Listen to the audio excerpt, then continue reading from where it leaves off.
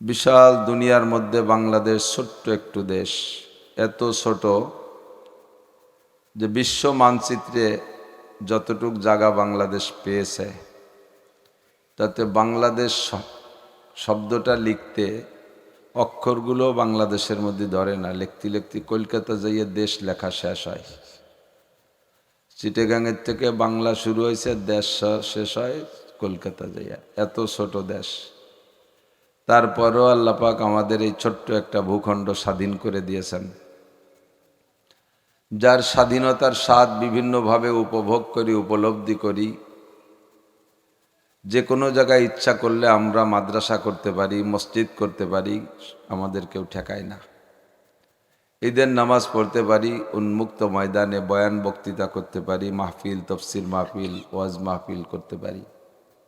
বিশ্ব ইজতেমার মতো বিশাল মাহফিল, চরমুনায়ের ময়দানের মতো বড় ময়দানে বড় মাহফিল, বড় বড় মাদ্রাসা, সারসিনা সহ আমাদের দেশে অনেক বড় বড় মাদ্রাসায় বড় বড় মাহফিল আমরা খোলা ময়দানে করতে পারি।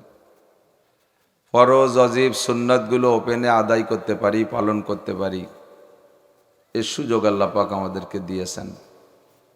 তারই একটা অংশ হিসেবে আজকে আপনাদের এই জাবুসা স্কুল মাঠে আল্লাহ পাক আমাদেরকে একটু জড়সড় হয়ে বসার তৌফিক দিয়েছেন। এজন্য শুকর আদায় করে নেই আলহামদুলিল্লাহ। হাজী সাহেবরা হজে যাইতেছেন, শুধুমাত্র আরাফাতের ময়দানে একটা মুক্ত মাঠে, খোলা মাঠে একটা বক্তৃতা হবে, তাও সরকারের শিখাই দেওয়া বক্তব্য। খতিব সাহেব আরাফাতের ময়দানে যিনি বয়ান করবেন, খুতবা দিবেন, আগে ইচ্ছামতো বক্তব্য দিতেন সমকালীন প্রয়োজনকে সামনে রেখে। কয়েক বছর চলতেছে সরকারের শিখাই দেওয়া বক্তব্য দেওয়া লাগে। সৌদি আরবে অনেক জায়গা আমি মাহফিল করেছি আলহামদুলিল্লাহ, কিন্তু খোলা মাঠে করার সুযোগ নেই। খোলা মাঠে এই কয়জন মানুষ দেখলে সব কয়জনকে অ্যারেস্ট করে নিয়ে যেত পুলিশই। রেস্ট হাউজের ভিতরে, ইস্তেরাহার ভিতরে সাউন্ড বক্স দিয়ে বয়ান হয়। আমাদের পূর্ব দেশে, পূর্ব সাইডে আছে মালয়েশিয়া, একটা মুসলিম দেশ, সেখানেও গিয়েছি। সেখানেও খোলা মাঠে এরকম বয়ান করার সুযোগ নেই। মসজিদে বয়ান করতেছি, তারপরে মাইকের আওয়াজ একটু বাইরে গেছে, সাথে সাথে পুলিশ চলে এসেছে। অথচ বুদ্ধরা গান গাইতেছে মাইকি, জোরে সরে, সেটা বাধা দেয় না। তো সেই হিসেবে আমরা বাংলাদেশ অনেক ভালো আছি কিনা কথা বলেন? যতটুক বাধা বিপত্তি বিগত ছিল আল্লাহ পাক রব্বুল আলামিন সেগুলো কাটায় দিয়েছে, যাতে আমাদের এই ধর্মীয় স্বাধীনতাটা কিয়ামত পর্যন্ত বহাল থাকে। এজন্য আমরা দোয়া করব, সবাই বলি আমিন। এভাবে ধর্মীয় স্বাধীনতা থাকলে আমাদের মনের মধ্যেও ভালো লাগে, ইতমিনান লাগে, ঠিক না? এজন্য আমরা সর্বক্ষণ এই দেশের ধর্মীয় স্বাধীনতাটার জন্য আমরা দোয়া করব। অধর্মের কিছু হতে চোখের সামনে আসলে, যদি কানে আসে, ওলামাই কেরামি এ ব্যাপারে দায়িত্ব নিয়ে সর্বপ্রথম ডাক দিয়ে থাকে, আপনারা ঝাঁপিয়ে পড়বেন। কোনো প্রকারে অধর্ম বাংলাদেশে বাস্তবায়ন হতে দেওয়া যাবে না। একমত আছেন না? বহুত অধর্মের অধর্মগিরি দেখছি, কোনোটার মধ্যে শান্তি নেই। এখন আমরা শান্তি চাই, শান্তি কোথায় পাই সেটা ইনশাআল্লাহ আমরা কোরআন হাদিস থেকে খুঁজে নেব। মজলিসের ভিতরে আপনারা নৌকায় ওঠেন নাকি তা জানি না। মাঝে মাঝে নৌকা, যদি খেয়া নৌকায় তো ওঠা লাগে, মাঝে ওঠেন না? এক পাশে একটু ভার বেশিয়ে গেলি খেয়াওয়ালা কয় না ফের বাঙ্গায় বসেন, এক পাশে ওজন বেশিয়ে গেলি বাইয়ে জুত পাওয়া যায় না। এ পাশে আগে এধারে এসে বসে গেল, ভরে গেল, ঘটনা বুঝতে পারলাম না। গেট তো বরাবরই, এসে তো সমান সমান বসা দরকার ছিল। সামনে যারা আসবেন তারা একটা আমার ডাইন সাইড, এটা কি দক্ষিণ পাশ নাকি?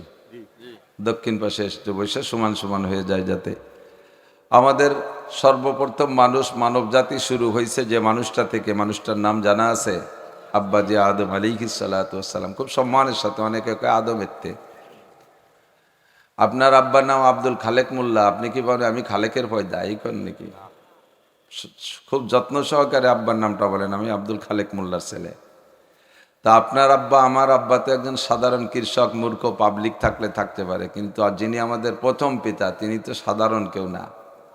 উনি বহুত বড় জলিলুল কদর একজন নবীও, ঠিক না? সর্বপ্রথম মানুষ, যার থেকে সমস্ত মানুষের সৃষ্টি হয়েছে। বড় সম্মানের সাথে, বড় আদরের সাথে আল্লাহ পাক আদম আলাইহিস সালাতু ওয়াস সালামকে সৃষ্টি করেছিলেন। ইয়া আইয়ুহান নাসু তাকু রাব্বাকুমুল্লাযী খালাকাকুম মিন নাফসিন ওয়াহিদা। যা যা নিয়ে দুনিয়ায় ষড়যন্ত্র চলতেছে তার মধ্যে এটাও একটা, যে মানব জাতির সূচনা আদম থেকে নয়, মানব জাতির সূচনা বান্দর থেকে। সুবহানাল্লাহ বলেন একটু জোরে সোরে। আমরা ওই বিশ্বাসে বিশ্বাসী না, ঠিক না? মানুষের ব্যাকগ্রাউন্ড যদি কেউ খারাপ থাকে, পরবর্তীতে সে ব্যাকগ্রাউন্ডকে ভালো করার চেষ্টা করে, সেই খারাপ ব্যাকগ্রাউন্ড প্রকাশ করতে চায় না। যারা এখন শিল্পপতি কোটিপতি হয়ে গেছে, একসময় দেখা যাচ্ছে দুই বাপ বেটা পরের মাঠে কামলা কিসেন দিয়ে বেড়াইছে, হঠাৎ করে আঙ্গুল ফুলে কলা গাছ হয়ে গেছে, উপজেলা চেয়ারম্যান হয়েছে, এমপি হয়ে গেছে, কোটি কোটি টাকার মালিক হয়ে গেছে। যদি জিজ্ঞেস করা হয় আপনাদের ধন সম্পদ কতদিন ধরে, কয় 6 পুরুষ আগের থেকে, আমার বাপ দাদারা মোগল আমলে জমিদার ছিল। অথচ 30 বছর আগে দুই বাপ বেটা কিসেন বয়ে বেড়াইছে পরের মাঠে। তো পিছনের এই দুর্বলতা কেউ স্বীকার করতে চায় না।